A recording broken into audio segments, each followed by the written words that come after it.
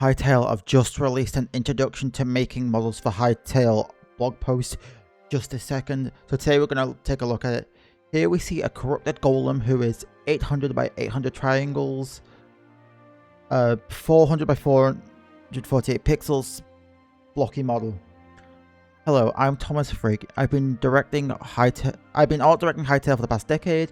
Today we are so finally happy to share some tips and tricks to get you started making models in the style of Hytale. Okay, this is going to be good for people who are using things like Blockbench. There is so much to say on the topic. This is an introduction to a larger series of share-outs about the Hytale art style. Now buckle up. Okay, does this mean they're going to be releasing more blog posts in the coming days and weeks? I know the World Gen V2 blog post is set to come out after Christmas, but we'll have to see. One art style to bind them all. Hytale is a vast game containing many universes and themes. You could be visiting Orbis, end up in minigames, shooting aliens, or riding dinosaurs in a prehistoric world. I'm assuming that's more minigame stuff, but I don't know if they've just announced more creatures or whatever. No matter what you see in-game, we aim at building a consistent and emblematic art style across all game modes and media we craft. Concept, art, UI, modeling, animation, VFX, and level design. So what that means is you're going to be able to understand the art style of the game. You're going to see this art style and go, okay, that is Hytale.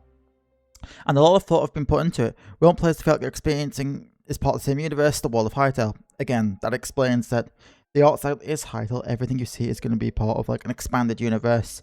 Probably going to have some lore implications as well, but we'll have to see what people like Canadian Flash make a pot in the lore and that.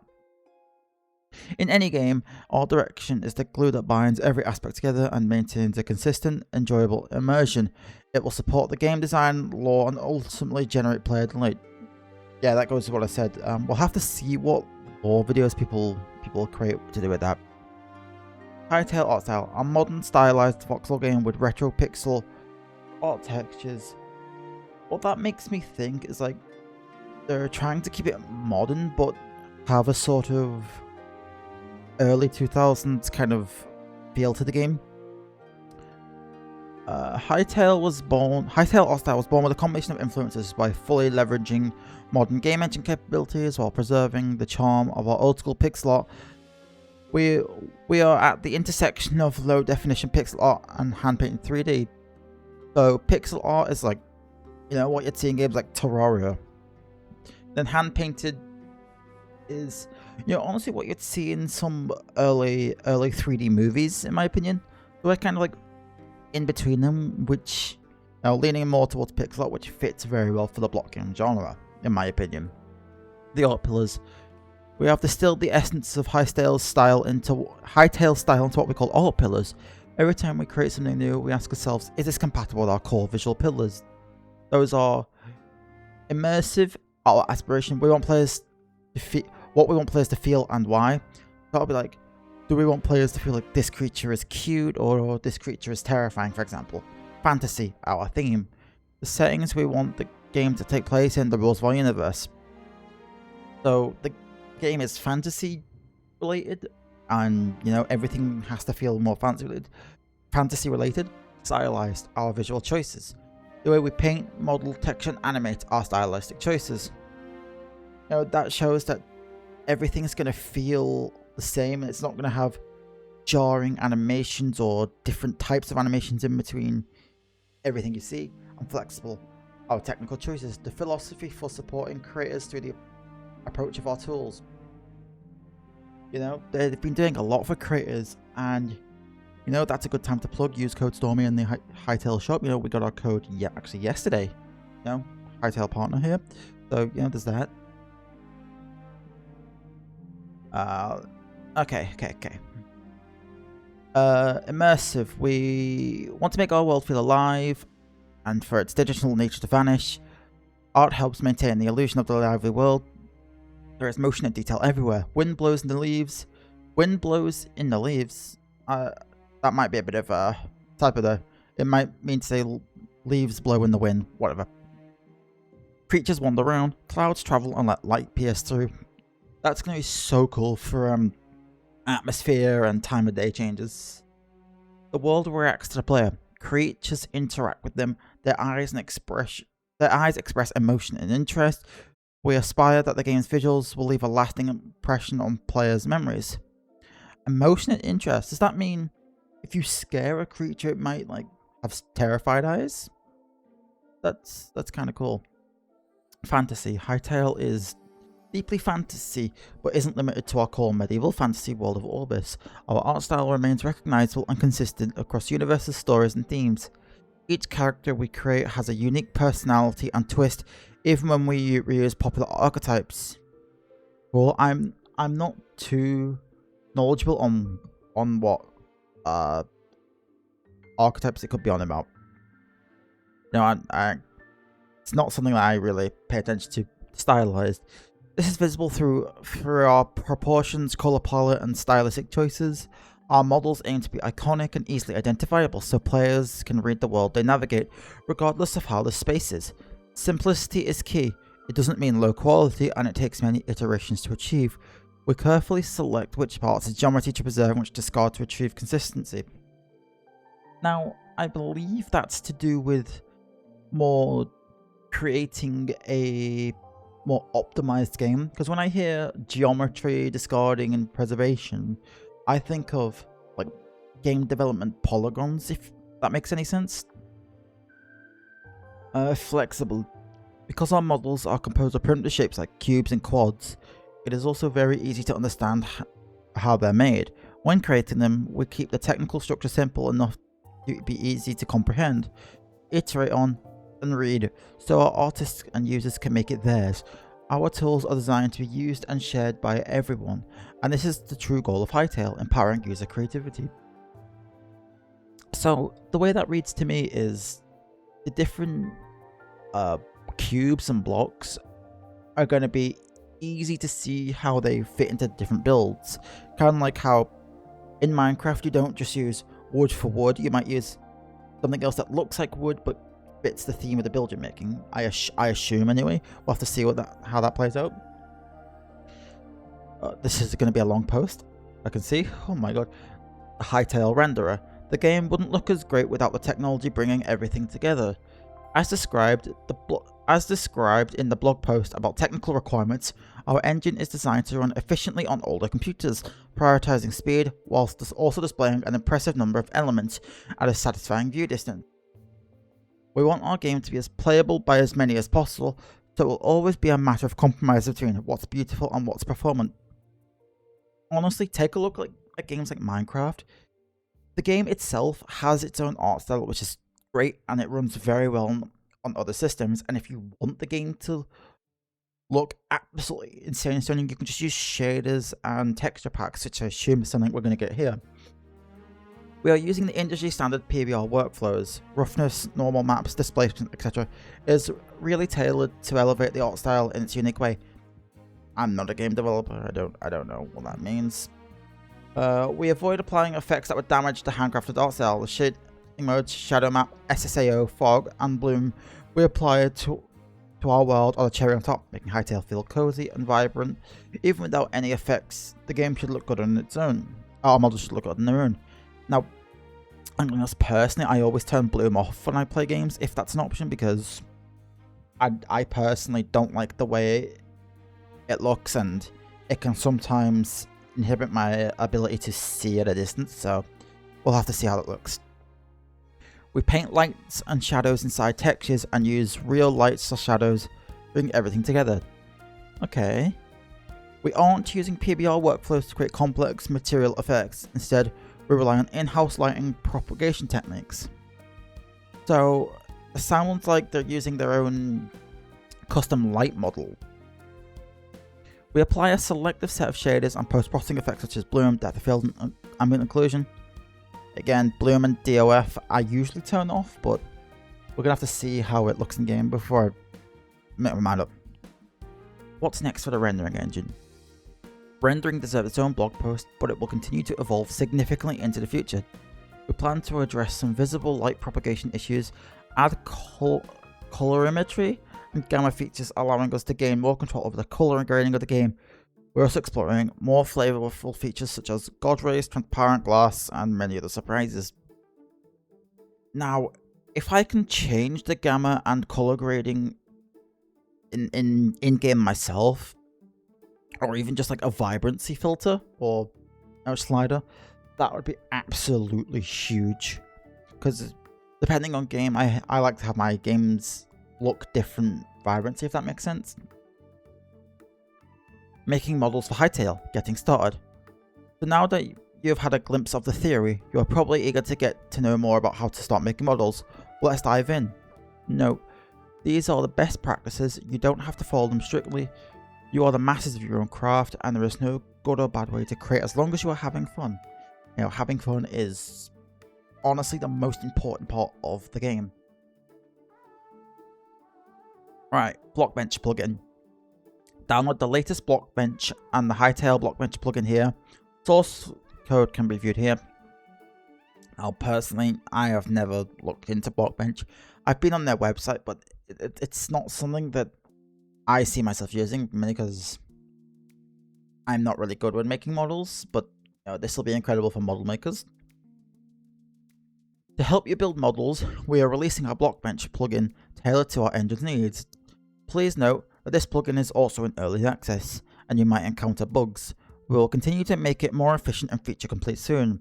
This plugin helps maintain a consistent pixel ratio across textures, enabling the export of models and animations in the correct format, along with other quality of life improvements detailed in the plugin patch notes. Cool. Our geometry constraints.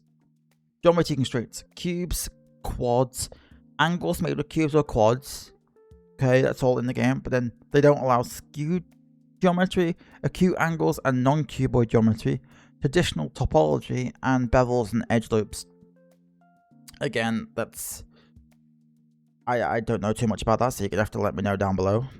And also while you're there, make sure to subscribe, trying to hit 100 subs before the game comes out.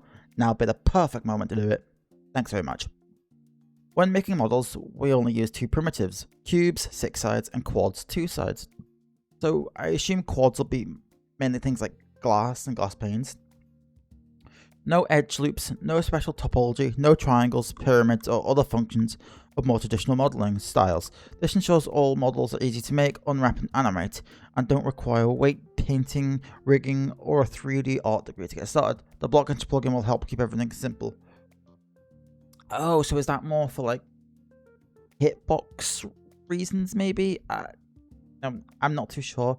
I'm not an artist or a game developer, so this is something that, you know, I'm going to need either more information or also read up on. The Hytale proportions. The character bodies are far from realistic. They are small, bulky and cartoony. This supports the cartoony chunky style used in every other element of the game. Similarly, blocks and furniture are toy-like and have pure and iconic shapes. For example, chunky, bulky, thick, like table here is like what they want in the game, and a realistic thin 1 pixel details is something they don't want. Stylized proportions for characters is what they want, and realistic proportions is what they don't want. Again, that sort of fits the art style I'm seeing here. And honestly, I prefer the stylized and chunkiness. When creating characters, we carefully name each node to make it compatible with our animation system. As soon as the bones are properly named, they will be animated in game. If you're curious, here's an example of the player's hierarchy of bones in Blockbench. Click to open the full image. That is a lot of bones and not something that I see myself looking at all too much. Now feel free to pause the video. What am I seeing here? Like, okay, they don't want someone who is got a ball-shaped head. It's got to be cubed. No circles in this game. oh, and don't forget, no spheres allowed. That's funny. How many triangles do I put in my model? We work as simply as possible, then slightly increase geometry and polygon count when needed to improve the silhouette.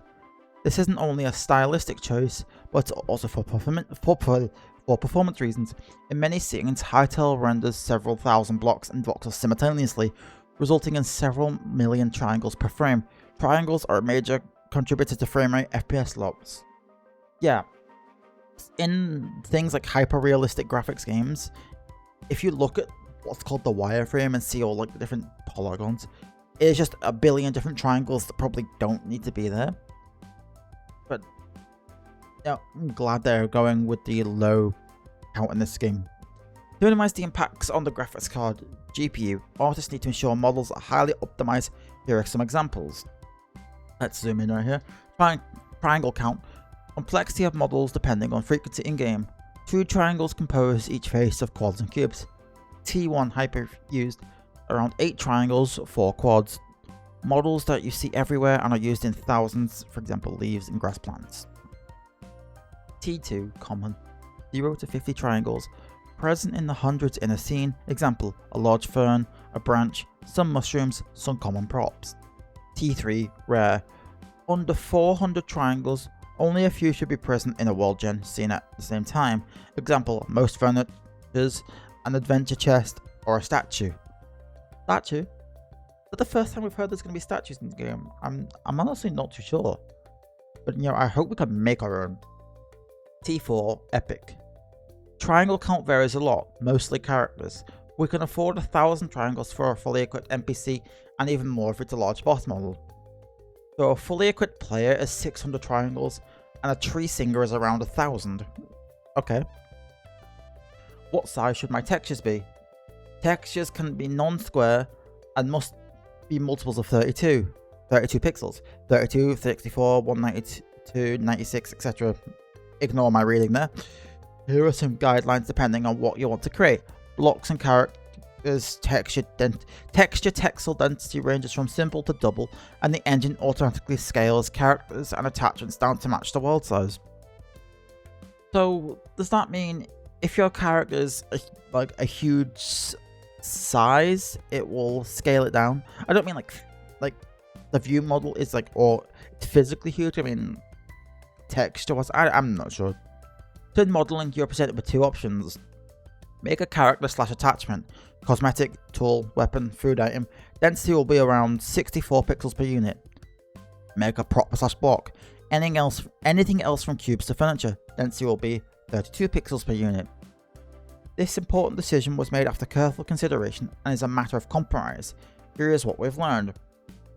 Hytale is about conveying emotions. Higher density for characters allows for details on skin, tattoos, makeup, eye and mouth motion. So with mouth motion, does that mean that prox chat might be able to be synced up to the mouth movements in game? That'd be kind of cool. It allows for more life to be injected into faces. We felt constrained by the lower resolution. Okay. The faces of characters and creatures are what you see first, from very close up, especially in the first person when fighting or interacting with other players. Large pixels in front of the camera tend to distract from the beauty of the world and break immersion. Yeah, I can see that. Higher density for characters helps them detach from the environment and enhances the overall readability of the scene, avoiding a chaotic perception of space because it attracts the player's eyes towards what they should see first. Okay. It helps to show more details and cosmetics and offers more personalization options for logos, materials, grainy textures, ornaments, and more. Okay.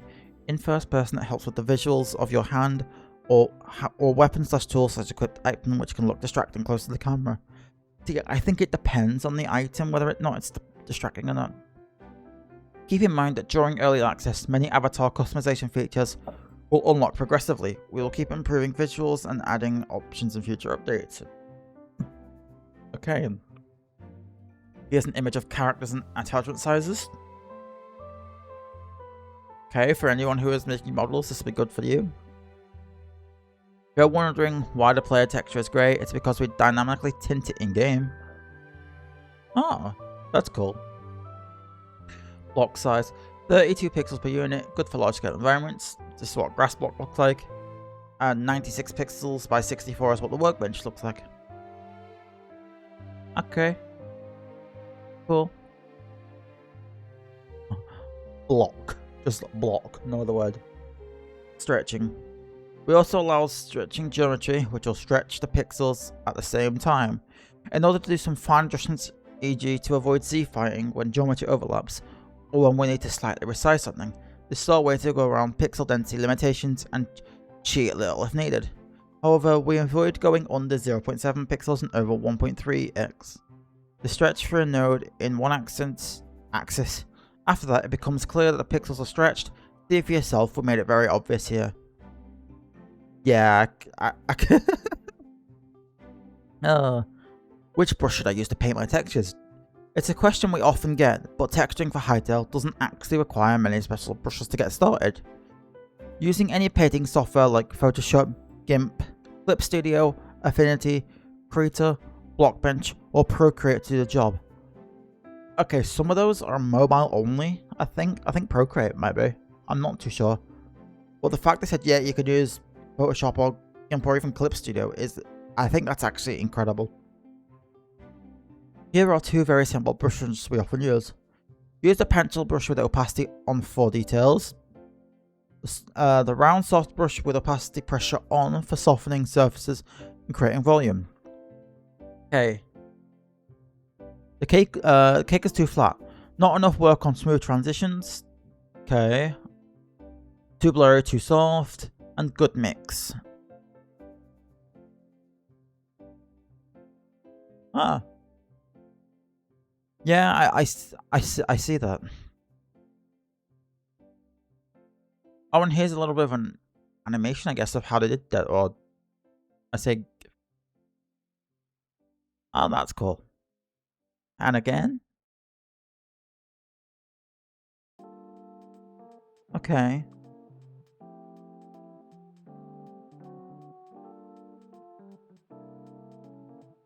Pencil for color blocking soft brushes for smoothing, and shading opacity pencil for polish.